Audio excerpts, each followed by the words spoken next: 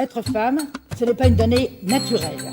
Moi, je pense que la société, elle est surtout faite par les hommes. Les lois sont votées par les hommes. Mais qu'est-ce que vous avez fait?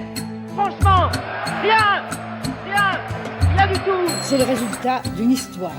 Il n'y a pas un destin biologique, psychologique qui définisse la femme en tant que telle. Bonjour à chacun et chacune. Je suis Jocelyne Adrien Meptoul et je vous remercie d'être au rendez-vous du podcast Femmes engagées, produit et réalisé par Femmes du Monde et réciproquement, l'organisme basé à Paris qui s'intéresse aux droits des femmes à l'international et donne la parole à des femmes engagées aux quatre coins de notre planète. Partout dans le monde, les droits des femmes sont en recul, au même rythme que régressent les démocraties au profit de dictatures et autres autocraties, politiques ou religieuses. Elles vont d'abord nous raconter leur parcours professionnel, militant et personnel. Et ensuite, pour finir sur une note plus légère, elles répondront à un petit questionnaire de Proust, revisité par Femmes du Monde et réciproquement. Aujourd'hui, nous recevons Virginia Roque, qui nous vient du Salvador. Bonjour Virginia. Bonjour, merci beaucoup. Merci beaucoup à vous d'avoir accepté d'être interviewée dans le cadre de ce podcast de Femmes du Monde et réciproquement, qui s'appelle, je le répète, Femmes engagées. Vous êtes internationaliste, vous êtes activiste environnementale, écoféministe, chanteuse et actrice. Vous avez beaucoup de cordes à votre arc. Vous faites partie du mouvement citoyen pour la défense de Takushkalco, excusez-moi de la prononciation, et de Rio Chenitza pour la protection d'un site sacré des peuples Nahualingo dans l'ouest du pays. Vous avez participé au processus de signature de l'accord d'Escazú, un accord régional pour la défense des défenseurs de l'environnement en Amérique latine et dans les Caraïbes. Vous faites actuellement partie du mouvement écoféministe où vous cherchez à rendre visible l'empoisonnement de la rivière l'Empa, dû à l'exploitation minière transfrontalière du Guatemala. Et vous avez également travaillé dans des processus de plaidoyer pour la reconnaissance de l'eau comme un droit humain, un droit des êtres humains, dans la Constitution de la République salvadorienne. Vous faites partie de Rama, qui est une ONG salvadorienne qui se consacre à des projets d'atténuation du changement climatique. Et vous faites enfin partie du programme présidentiel Initiative Marianne 2023, accueilli en France. Oui, voilà. Oui. Voilà. Je vous laisse nous expliquer tout ça. D'accord, oui. Je m'appelle Virginia. Bonjour, merci beaucoup. Je m'appelle Virginia Roque. En espagnol, Virginia Roque. Je suis internationaliste. J'ai obtenu mon diplôme en relations internationales à l'Université de Salvador en 2022. Je suis militante écologiste et écoféministe. Je fais partie du mouvement écoféministe du Salvador. On essaie de mener des actions de plaidoyer, de sensibilisation et de formation concernant la contamination de la rivière la plus importante du pays qu'une société canadienne d'exploitation des mines de métaux pollue depuis le Guatemala. Aujourd'hui, je travaille également au sein de mon organisation, l'ONG Rama, Rechente al Medio Ambiente. On a beaucoup d'idées. 16 projets environnementaux au total pour atténuer le changement climatique. En ce moment, on tente d'obtenir le plus d'aide possible pour pouvoir financer nos projets sur le bambou, les algues et tout ce qui se rapporte à la décarbonisation de l'atmosphère. Car on est fixé comme mission de décarboniser le plus possible l'atmosphère d'ici 2050 en se basant sur 3 axes. La justice environnementale, la justice climatique, la justice sociale. Quant à la situation de mon pays, selon un rapport sur la démocratie sorti en 2023, le Salvador est désormais une autocratie. C'est une bien triste nouvelle pour les défenseurs des droits humains, pour les militantes comme moi. d'apprendre que le Salvador fait désormais partie de la liste des pays considérés comme des autocraties. Et ce, à cause de son manque de processus démocratique, d'accès à l'information, de participation citoyenne aussi bien que son manque de justice environnementale. 5 militants écologistes ont été arrêtés depuis janvier. La semaine dernière, je suis allée en Genève et à Strasbourg pour alerter les représentants de l'Organisation des Nations Unies à ce sujet, pour qu'ils nous aident à faire entendre nos voix et à exiger du gouvernement de Nayib Bukele qu'il libère ces 5 militants écologistes du département de Cabanas. Car c'est grâce à eux et à toute la lutte qu'ils incarnent que l'exploitation minière est interdite au Salvador depuis 2015. Mais on dirait que le gouvernement salvadorien aujourd'hui tente de rouvrir ses portes à l'exploitation minière métallique. Cela contaminerait fortement les rivières du Salvador et violerait les droits environnementaux, culturels et patrimoniaux, tout en affectant la santé environnementale des personnes vivant à proximité de ces usines. En termes d'économie, de géopolitique, de socioculturel, on parle beaucoup du choix controversé du gouvernement salvadorien qui a adopté le Bitcoin. C'est actuellement notre 3e monnaie légale. Cette décision a un impact environnemental assez fort car leur objectif est d'exploiter l'énergie de nos volcans nombreux au Salvador. L'idée est d'utiliser cette énergie pour miner le Bitcoin. Or, ce type d'énergie pollue aussi l'environnement. Sur le plan social, les jeunes en particulier, ceux qui vivent dans des zones dites à tort, marginales ou dans des communautés pauvres, subissent la répression de la police et de l'armée simplement parce qu'ils sont pauvres. Aujourd'hui, c'est très facile de finir en prison, juste parce qu'on te soupçonne de faire partie d'un gang, d'être un gangster, sans avoir aucune preuve. On peut t'arrêter comme ça, sans preuve. Oui, c'est une atteinte à la justice, à l'intégrité humaine et à la dignité. Et cette situation peut avoir un impact assez fort sur la situation économique des femmes puisque, en l'absence de leur père, de leur mari, de leur grand frère, c'est elles qui doivent subvenir seules à tous les besoins de foyer. Avoir un proche en prison, ça coûte très cher car les prisons du Salvador ne couvrent pas les frais des prisonniers. C'est les familles qui doivent aller chercher de l'argent pour que le prisonnier puisse vivre à l'intérieur. Produits d'hygiène, habits, achats ou échange de nourriture. Déjà, plus de 150 personnes ont perdu la vie en prison. Alors on se demande, mais comment traitent-ils les prisonniers?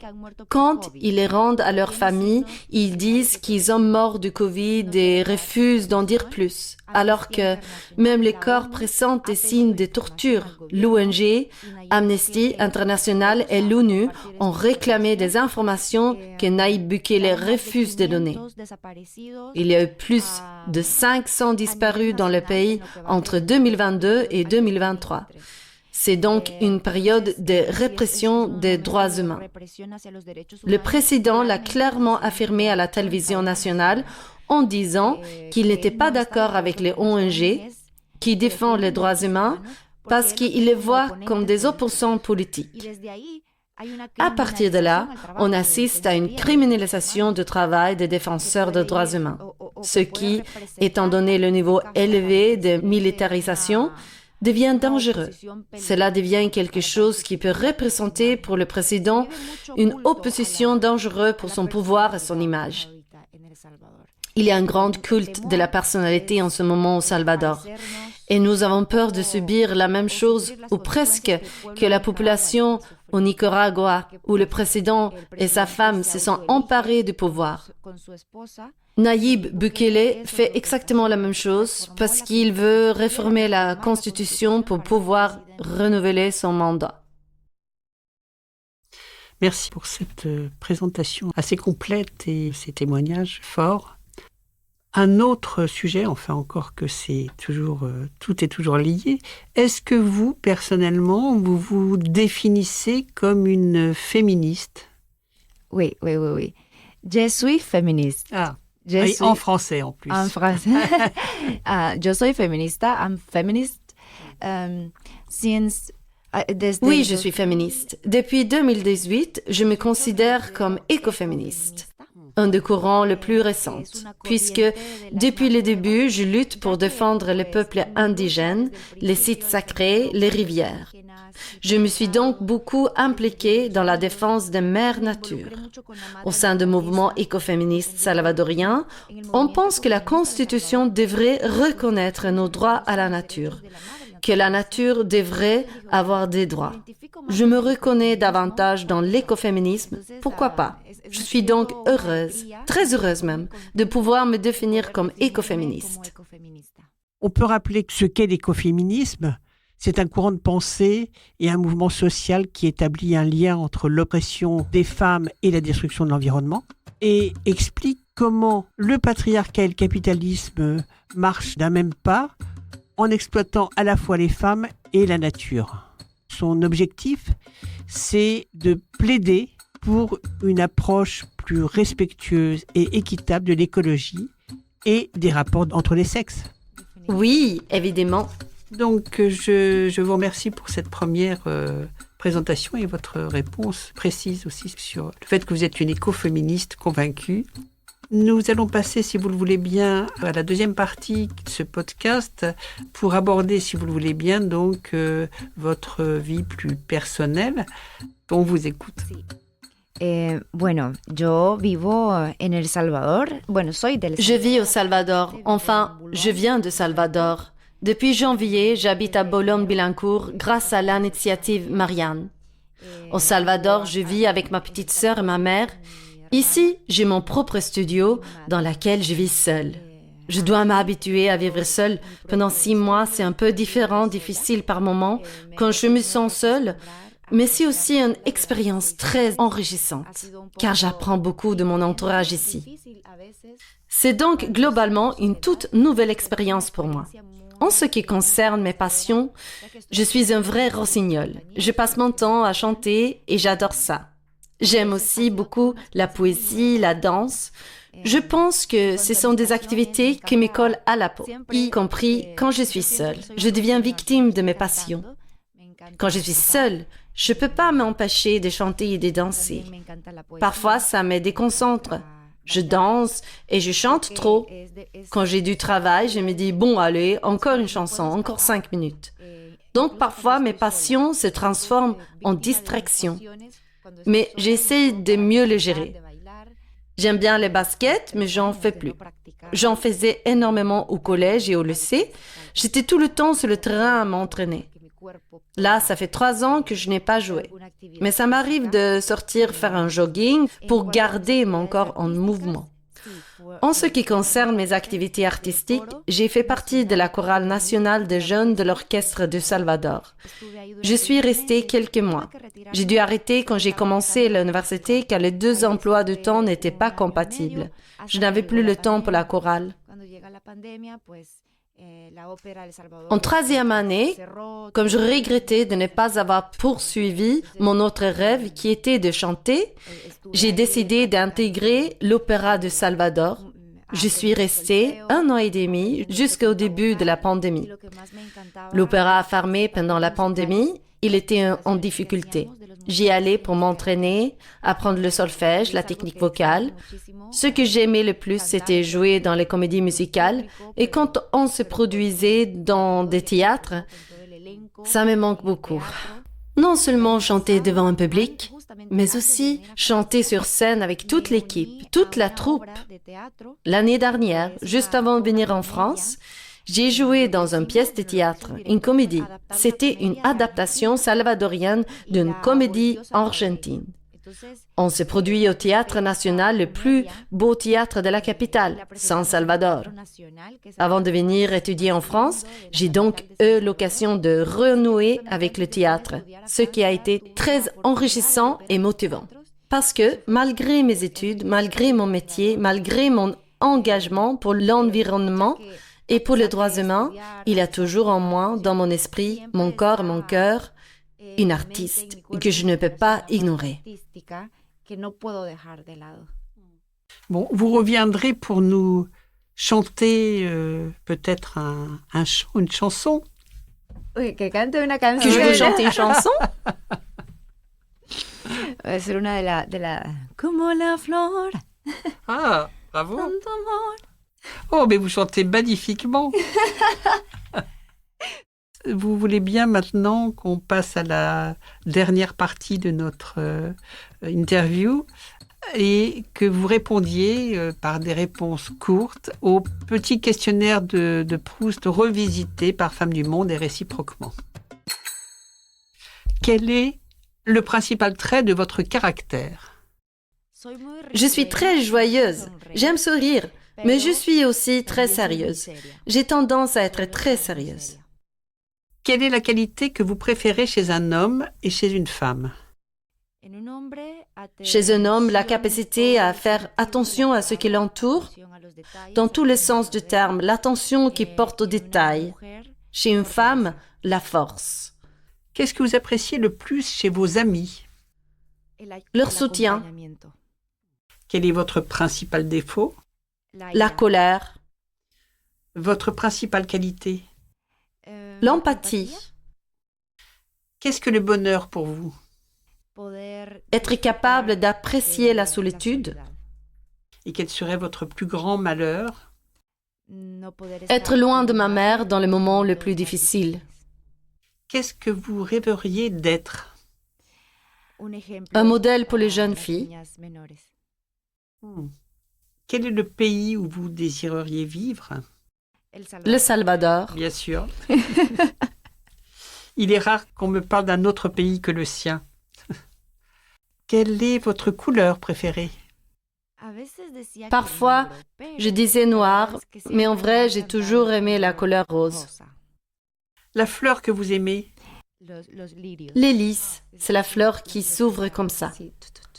Votre animal totem, c'est-à-dire celui dans lequel vous aimeriez vous réincarner? Au Salvador, nous avons les nahuals. Moi, je suis Kawak, mais je pense que je m'identifie davantage aux tortues. Quels sont vos auteurs et autrices, artistes préférés? Sur le plan artistique, j'admire beaucoup Joyce Di Donato. C'est une chanteuse et professeure d'opéra à la Juilliard Academy de New York. Et d'un autre côté, j'adore Rihanna. Rien à voir. Et vos héros et héroïnes dans la vie réelle? Ma mère, Vous avez raison. Quelle est votre cuisine et votre plat favori? les ramons. Quel est votre mot favori? J'ai appris un nouveau mot en anglais que j'aime et utilise beaucoup. C'est properly. Qu'est-ce que vous détestez par-dessus tout? Les arnaques. Est-ce qu'il y a une personnalité politique qui vous inspire dans le présent ou dans le passé? Bandana Chiva. Encore une écoféministe, la mère de l'écoféminisme quelque part, avec Françoise Daubonne. Y a-t-il pour vous une réforme politique qui a amélioré la société? En El Salvador, que la minería La pénalisation de l'exploitation minière métallique, c'est-à-dire l'exploitation de l'or et de l'argent depuis 2015 au Salvador. C'est une victoire historique. Nous sommes l'un des rares pays d'Amérique latine à interdire totalement l'exploitation minière. Comment est-ce que vous aimeriez mourir? Heureuse, et j'espère sans souffrir dans mon sommeil. Quelle est votre devise ou le mantra qui vous sert de guide dans la vie? Ya pasará. Tout est éphémère. Les peines et les mauvaises nouvelles sont éphémères. Très bien. Dernière question. Quelle est la question que vous auriez aimé que je vous pose? La question que j'aurais aimé qu'on me pose, c'est de demander si je suis d'accord avant de prendre des décisions à ma place. Que je réponds oui ou non, cette question me tient à cœur parce qu'en Amérique latine, la plupart des hommes ne la posent pas. Des fois, on aimerait juste qu'ils nous demandent la permission, qu'ils nous respectent, quelle que soit l'interaction qu'on a avec eux. La question que j'aurais aimé qu'on me pose, c'est de savoir si j'étais d'accord. J'aurais peut-être répondu que non. Merci beaucoup. Gracias, merci beaucoup. Chère Virginia, je vous souhaite le meilleur et de continuer votre engagement et votre détermination et votre côté si positif et optimiste malgré tout. Merci beaucoup, Jocelyne. Alors, vous allez nous chanter quelque chose. Calla la corona del cielo cuando llegue mi hora final. Búscame debajo del suelo donde te tengo acostumbrado. Y aunque la leyenda del tiempo, y aunque los disturbios pasan, y aunque nos traicionen los nuestros, si no hay prueba no hay pecado. Si no hay prueba no hay pecado, que yo lo llevo tatuado. El viento se lo llevó, porque al final solo es carne. Porque al final solo es carne, al final solo es carne. Bravo, merci beaucoup, vraiment, c'est super. Merci. Surtout comme ça, a cappella, bravo. Et merci d'avoir bien voulu nous donner un petit extrait de votre talent. Désolée que me puse nerviosa. Vous venez d'entendre le podcast Femmes engagées, produit par Femmes du Monde et réciproquement, qui offre un micro aux femmes engagées partout dans le monde afin de faire entendre leur voix en toute liberté. Le podcast Femmes engagées est enregistré dans le studio La Poudre de la Cité Audacieuse. J'ai eu le plaisir d'animer notre podcast Femmes engagées avec la participation de toute l'équipe de Femmes du Monde et réciproquement. Merci à Agathe Loumalia, Huguette Klein, Brigitte Evano, Marie Cholet et Léa Robert. La musique et le montage sont assurés par Thomas Dor. Un grand merci à lui. Merci à chacun et chacune pour votre écoute. Et rendez-vous au prochain épisode. Être femme, ce n'est pas une donnée naturelle. Moi, je pense que la société, elle est surtout faite par les hommes. Les lois sont votées par les hommes. Mais qu'est-ce que vous avez fait? Franchement, rien du tout. C'est le résultat d'une histoire. Il n'y a pas un destin biologique, psychologique qui définisse la femme en tant que telle.